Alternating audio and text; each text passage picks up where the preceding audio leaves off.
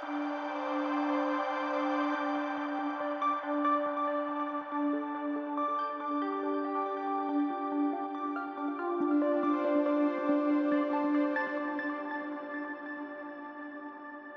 you talk about AI, the very first thing that comes to all of our mind is big technologies, big companies, and big possibilities. We mostly talk about the future that is ahead of us. But today I'm here to talk about the present moment. Today I'm going to talk about how AI is going to solve the last mile of social change. The problems that is we are facing on day-to-day lives, the problems that social sector is facing today. Through my work in various non-for-profits in India and in the United States, I realized that two different countries, two different communities, two different cultures, two different systems, but across India and the United States have similar struggle. And that struggle is actually reminded me about the question, who supports the organization that supports everyone else? If you look at the diagram, you will see that not-for-profits are supporting the communities, and not-for-profits are supported by system, grants, and donors. But if you look at top of the pyramids, you will realize there were very minimal access to technologies. We are continuously investing in social problems, but we are not investing in the systems that is going to solve their problem, the organizational problem. Let me share a story. So when I first moved to the United States, I met with one of the community health workers because I used to be a public health researcher. And I asked her, like, how your day look like? And she said, I spent 6 hours talking to people, providing them with foods, providing them with healthcare access, and also providing them with housing assistance information. But when I come back to the office, I also spend hours on Excel sheets, preparing donor reports, putting the numbers, the data metrics that they need to prepare. And I realized on her face that she's exhausted. She's exhausted by the admin work. So the one person in an organization is doing two different jobs. One is the human side, and the other is the admin side. And what I believe that AI should not touch the human side of the work, because the care, empathy, love, or service to the people can't be done by the AI. But AI can reduce the burden that the social sector is currently facing. AI can reduce the time load of the administrative work that people are day-to-day performing. And the real impact that we are going to see in the upcoming, maybe next few years or decades, if we can really implement AI at the last mile of social change, is that how much time we can save for them and how they can repurpose that saved time to change human lives. There is another story. When I was in India during the peak period of COVID, I started engaging as a volunteer with several grassroots level organizations who were serving people with food and also ensuring that every migrant workers and the normal human beings are reaching their home with safety and security. And I realized that some of those grassroots level initiatives started losing their funding during that peak of emergency. And one founder told me once that we lose our funding not because we don't know the work. We lose our funding because we don't know how to write the way donor wants. So I have seen this in India, that most of the time not-for-profits are getting funding from donors because of their strong English language, not because of the impact, not because of the work they're doing. So this is where AI can really help them. And I believe they have already started using it up to a certain extent, that they're trying to use the work they're doing, they're trying to create their impact report by the usage of different AI system or tools.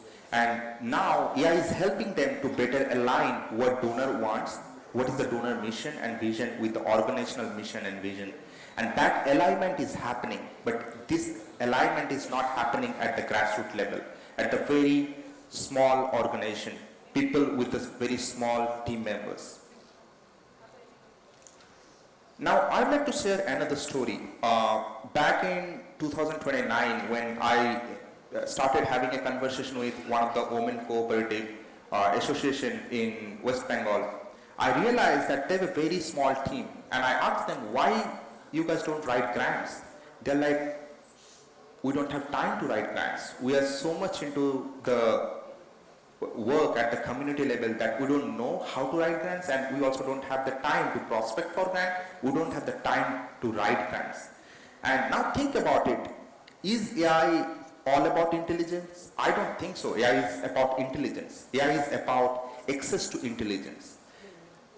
Now, if we consider this current phase in the social sector as before AI, imagine this is the before AI. Now, you will see all the large NGOs have big teams of writers, analysts, and also designers. Small NGOs, they are tired, they are exhausted, they have passion, they have commitment, and they have willingness to work for the people. Now think about it, if we can implement AI at the very last mile, what will happen? All the small NGOs with small team, they will have better and enhanced capacity. They are going to function like large NGOs.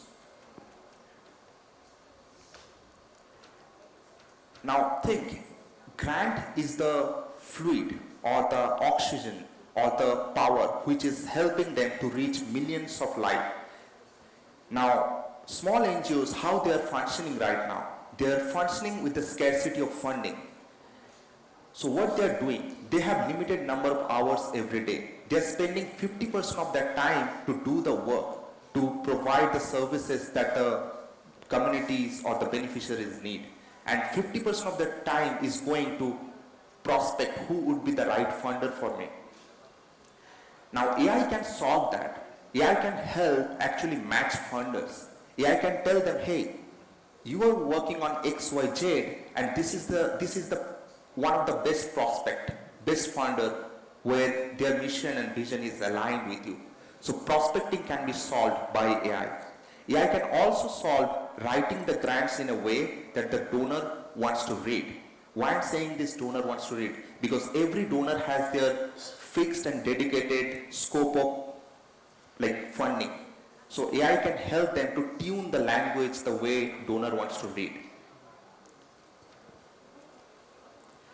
Now think about it, how social sector is going to treat. So I believe the social sector needs to treat AI as a co-worker, as a colleague. So when they will start treating AI as a colleague, what will happen? The change will happen that the drafts of the proposal will be prepared very quickly, and the budgets, most of the time small organizations, small non-for-profits, they don't have a dedicated finance teams, but AI can help them to prepare the items, budget items, and the budget also according to the donor manuals or the RFPs. And also several times we realize that small NGOs, they actually manage the system, the grant management systems through Excel sheet, which is most of the time chaotic and very hard to follow and keep on the deadline, always trying to be top on the deadline. And AI can help you to remind which are the upcoming grants opportunities they have so that they don't miss those funding opportunities anymore. And AI can also reuse the past data, because right now the social sector, they don't have a structured data. All the people, they're not always trained with data hygiene or data storing, data cleaning. But AI can help clean all the old data and write the impact stories that they have done in the decades. I have seen, working in the fundraising sector, that several times relationship does not continue for long run. It continues for 1 year, 2 years, then somehow it falls through. And the assumption that we have in our mind that donors stop caring about us, but that's not true. Most of the time we forget to follow up with them on the right time, on the right moment. And we also miss some of the renewals deadline, some of the reporting deadlines. We always try to seek more extension. So if we can implement an AI system that is designed for social sector, which can track all the deadlines, when to follow up, when is the RFP is coming, when is the renewal is coming, when is the reporting is due, then all the small non-for-profits, they will be top on those deadlines. They would not miss those funding opportunities anymore. They would not be starved with less funding. They would not need to cut down their programs. They would not need to cut down their human resources. And now the next question comes, how that AI system will be designed for them. The AI system that needs to be designed for social sector should be built on trust. Now, the next question always people ask me that why we need to design new AI system for social sector. The reason is very simple. Right now, the AI systems that we have is designed for people with time, people with money, and also for the corporate who are ready to scale, who have the speed, who has the profitability to subscribe. But for non-for-profit, neither their data is clean, neither they have so much of time, neither they are ready to scale at a massive level, neither they have the money to subscribe. So we need an AI that built on trust, accuracy, and dignity.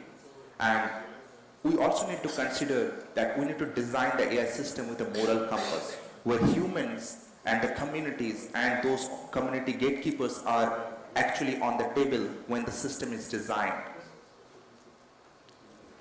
Now, what I am doing, what I'm trying to do with my team is we are trying to support the supporters. We are right now building an AI system that is going to help not-for-profit to do the grant intelligence. It's going to solve the donor intelligence. It's going to also provide compliance support, because compliance is a huge burden for not-for-profit that we don't realize. Once you receive the grants, till the grant period ends, there are so many compliance that you have to submit on a timely basis.